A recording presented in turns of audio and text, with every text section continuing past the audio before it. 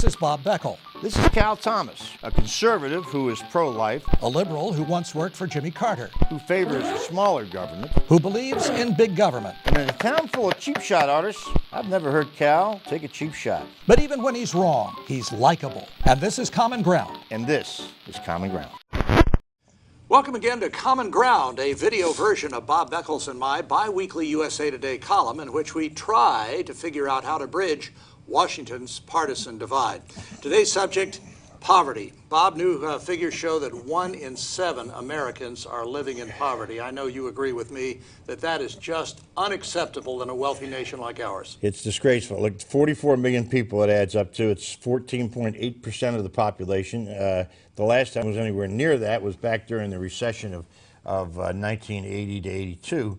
And look, there's one obvious reason for this, and that is that we've been in the Great Recession. There's not a lot of jobs, and people have fallen out of work and then fallen into the below the poverty line. Well, I think there's another reason too, Bob. I mean, the Great Society of Lyndon Johnson was supposed to conduct a war on poverty that was going to end poverty in certainly their lifetime, and instead it's just been perpetuated. This recession has added poor people on top of the core number of poor people that we've already had. So something clearly is not working when we've spent trillions of dollars trying to correct poverty in America, and we have now as many poor people as we had in the Johnson administration. Well, as a percentage, that's true, but let's not throw away the entire Great Society. There were certain parts of it that were good. But look, as somebody who was involved in welfare legislation before the Welfare Reform Act, our intentions were very good and noble, I think. We thought that we were helping people to try to get them out of poverty. We provided housing, we provided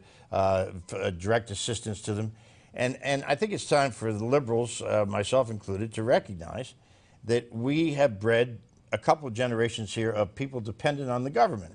As I said, we meant to do the right thing, and frankly, it didn't work out that way. So we have to do something different. But I think the Welfare Reform Act that was passed is a good one, and we'll have to wait and see what happens. Well, I salute your integrity and being honest there. And by the way, you know the road to hell is paved with good intentions. Yes.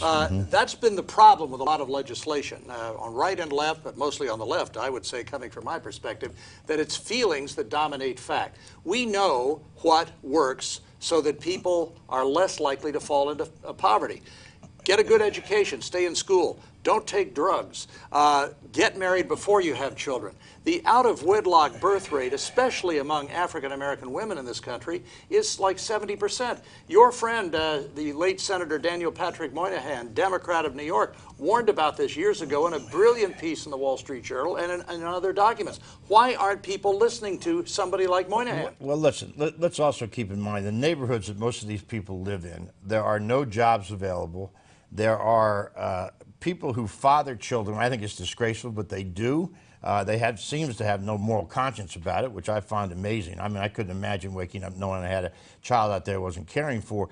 But the point here is not the child's fault. The child is born into poverty, sometimes to crack mothers, and they need to be taken care of. And we need to keep programs for infants that we've got in place now that work. And the Welfare Reform Act says now you have to work in order to receive welfare. And I think it's a good thing. I do. Look, I think one of the problems is in this debate, this continuing debate that's been going on now for nearly 50 years, is that we start with poverty instead of beginning with how to make people unpoor. That's what I want to do. My friend Star Parker, African-American woman, was on welfare, single mother, managed to get herself out of it with a changed attitude, and is now running for Congress from California. That's the kind of success story we need to be focusing on. Is she running as a Republican? Absolutely. That's what I figured. Look, but for every example of that, there's hundreds of thousands who don't get out of the ghetto and don't have the ability, really, to get good education. You talk about good education. There is not good education in a lot of these inner city schools. That's why we need school choice, Bob. Well, listen, we've talked about that before, but look, you talked about, tell your brief story about it. Well, I didn't grow up poor by today's standards, but certainly by government statistics I did. I was making one year like $15,000, which today would have qualified me as a poor person. But I never took that as the final verdict. I never took a no for a job that I wanted as the last straw. I simply worked harder to overcome.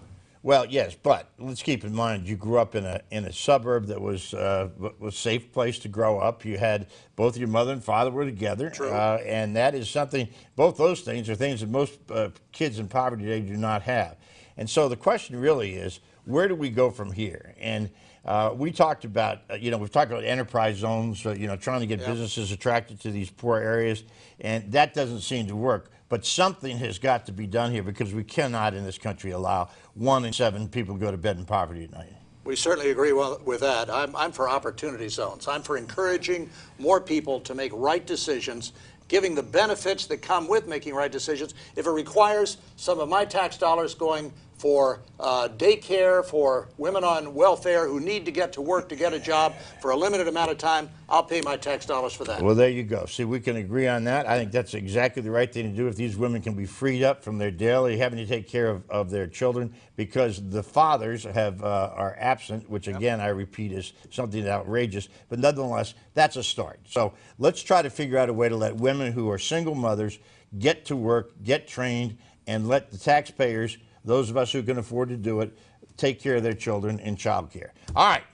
Listen, we want you to check out our column in the paper and on USA Today's opinion website at opinion.usatoday.com. Thanks for tuning in, and come back again in 2 weeks for the next installment of Common Ground.